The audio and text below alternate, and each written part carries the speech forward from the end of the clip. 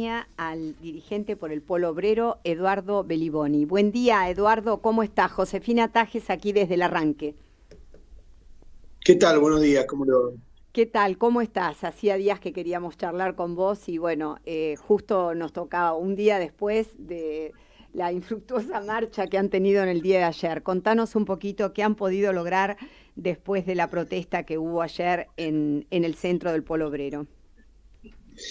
Bueno, mire, llevamos un reclamo que entendemos representa no solo nuestro interés, el interés del particular del pueblo obrero, sino un interés más general que tiene que ver con que el bono que el gobierno lanzó luego de esa escalada inflacionaria que afectó los salarios y que dio en llamar precisamente refuerzo salarial, ha dejado a 4 millones de personas fuera de ese ingreso a partir de una manipulación de datos que nosotros consideramos una injusticia, una restricción a ese beneficio, y que por lo tanto nos movilizamos ayer al Ministerio llevándole casos concretos, una pila de Excel presentadas en esa oficina de Córdoba, pero también en todas las oficinas de todo el país, y que, bueno, en principio se comprometieron a revisar los casos, son muchos casos.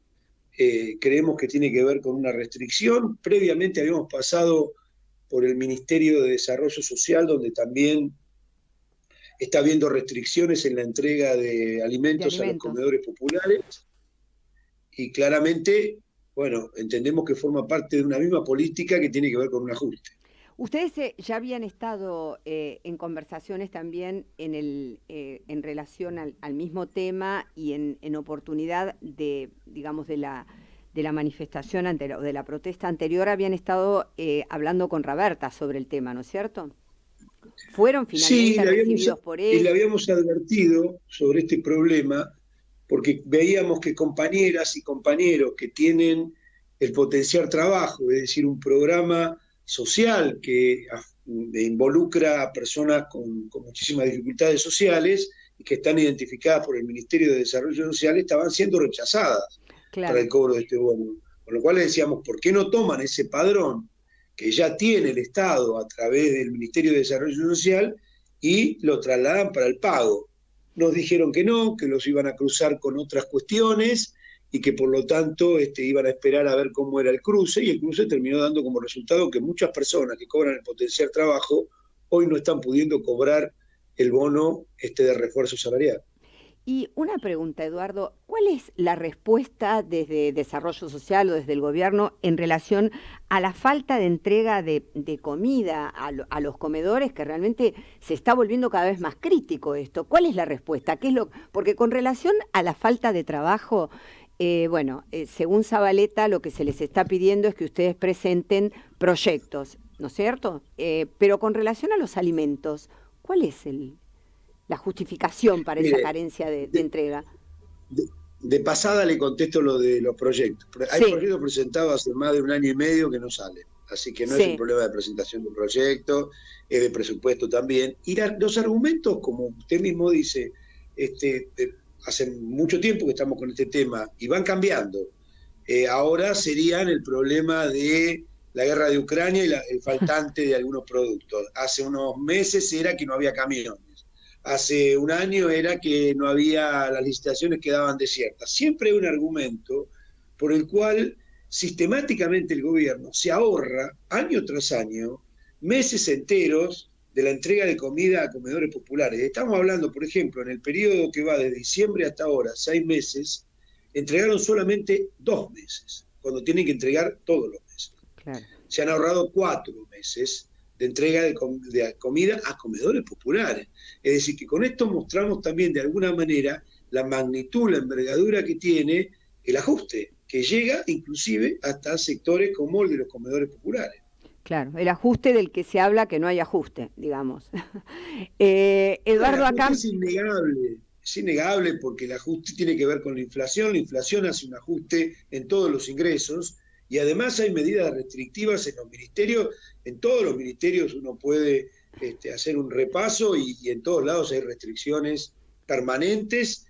Es por eso que el Fondo Monetario Internacional acaba de decir ayer a la tarde que el gobierno está cumpliendo las metas. Cuando estamos hablando de que el Fondo Monetario Internacional le dice al gobierno que cumple las metas y que cumple el ajuste. Claro. Eduardo, acá mi compañero Andrés Zapoc te quiere hacer una pregunta. Hola Eduardo, buen día. Mi pregunta es, siempre hablamos de comedores, de la faltante de comida en los comedores, pero para que la audiencia y los oyentes tengan una noción de cuántos comedores populares estamos hablando, aproximadamente. Miren, es muy difícil saber cuántos comedores hay en la Argentina, pues son muchísimos, Sí. Pero calcule que el propio ministerio dice que la asistencia alimentaria que da el Estado es a 11 millones de personas. Es decir, es muchísima la gente que come a través de la ayuda social y en comedores populares.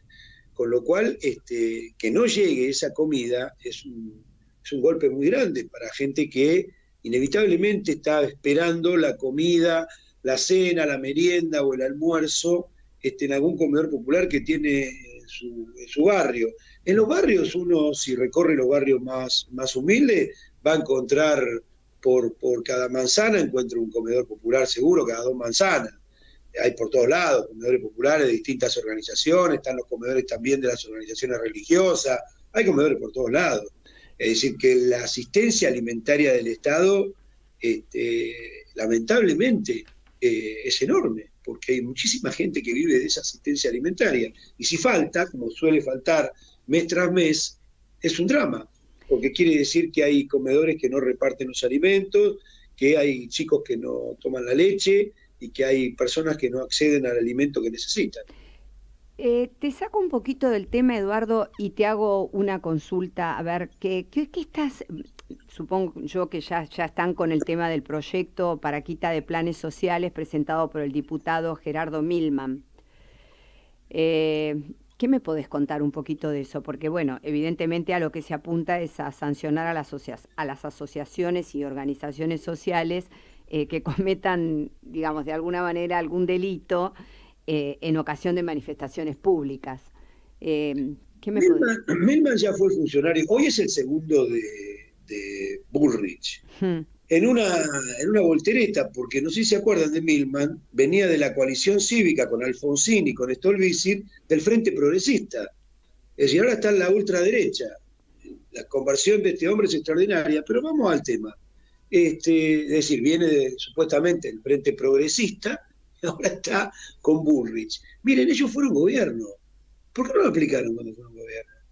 Porque con la represión no se resuelven los problemas sociales, se agravan los problemas sociales con la represión, con la ilegalización de los movimientos sociales, con la persecución sindical o la persecución social a los dirigentes sociales. Y si no, fíjese cómo terminó la Argentina, ahora se cumplen 20 años el mes que viene, del asesinato de Costec y Santillán, porque son climas que también se crean.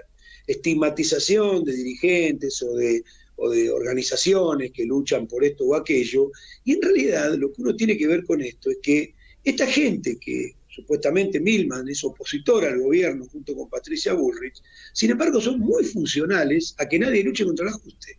Porque ¿qué se está cuestionando cuando se cuestiona a los dirigentes que estamos luchando en la calle? Porque lo que luchamos en la calle luchamos contra el ajuste, no estamos a favor del gobierno, eso es claro. Sí, sí. Entonces son muy funcionales al ajuste y al Fondo Monetario Internacional este tipo de medidas como las que esbozó Milei o Marra en su momento y que ahora se expresan en una competencia por derecha de algunos que supuestamente vienen del progresismo, a ver quién es el más duro contra los que están en la calle. Pero en el fondo lo que hay es una oposición a que luchemos contra el ajuste, en el que obviamente hay un acuerdo entre el gobierno y la oposición patronal, porque por eso votaron juntos el acuerdo con el Fondo Monetario Internacional, que implica el ajuste. Claro. Ahora, yo, a ver, desde los resultados que vienen obteniendo con las medidas que vienen implementando, diríamos que no han logrado mucho. ¿Qué planes tienen o qué calculan votar algún plenario nacional? ¿Qué es lo que tienen en mente para el supuesto de que desde el gobierno se sostenga esta falta de entrega de alimentos y de alguna manera esta falta de trabajo, digamos, ¿no? Sí, vamos a un plenario piquetero nacional, a un nuevo plenario piquetero nacional, donde vamos a convocar a otros sectores, también a sectores del movimiento obrero, a luchar en común porque este ajuste se profundiza. porque la CGT y la CTA miran para otro lado, y hay necesidad, es muy necesario hoy una lucha de conjunto de la clase obrera para defender sus derechos, su salario. En Sí, Argentina el salario no lo defiende nadie. Digamos, acá se habla mucho de los precios, se habla de las internas, pero el salario, ¿quién lo defiende? Lo debería defender la CGT y la CTA, y nosotros decimos que tiene que ser mediante un paro nacional y un plan de lucha. Vamos a reclamarle a la CGT también eso. Y mire, sobre si luchamos y no logramos nada, le voy a decir una frase de un autor que está muy de moda, que es Lito Nevia. Para lograr algo hay que insistir. Entonces, nuestra política es que vamos a insistir con los planes de lucha, con la lucha por empujar un paro nacional en la Argentina, porque no se puede aceptar que el salario y las jubilaciones en la Argentina estén por debajo de la canasta de indigencia. Para que eso no ocurra, hay que luchar unidos los trabajadores ocupados y desocupados por un salario equivalente a la canasta familiar y por un seguro al desocupado mientras no haya trabajo para todos. claro, claro. Sí, sí, sí, esto es lo que no tienen hasta ahora garantizado. O sea, ustedes estaban, bien me decías recién, estaban con la intención de lograr junto con la CGT un paro nacional. ¿Ya lo votaron, lo plantearon? En qué instancia están? Nosotros le vamos a mandar una carta a la CGT y luego le vamos a pedir una reunión con las razones que nosotros vemos y entendemos que son suficientes como para que la CGT y la CTA convoquen una deliberación de los trabajadores y a un paro con movilización y a un plan de lucha. En la Argentina todo el mundo reclama algo. Usted tiene a los del campo que reclaman que no les toquen su ganancia. Es decir, multimillonarias ganancias a partir de la crisis mundial con los granos, no me toquen mi ganancia. Todo el mundo tiene un reclamo.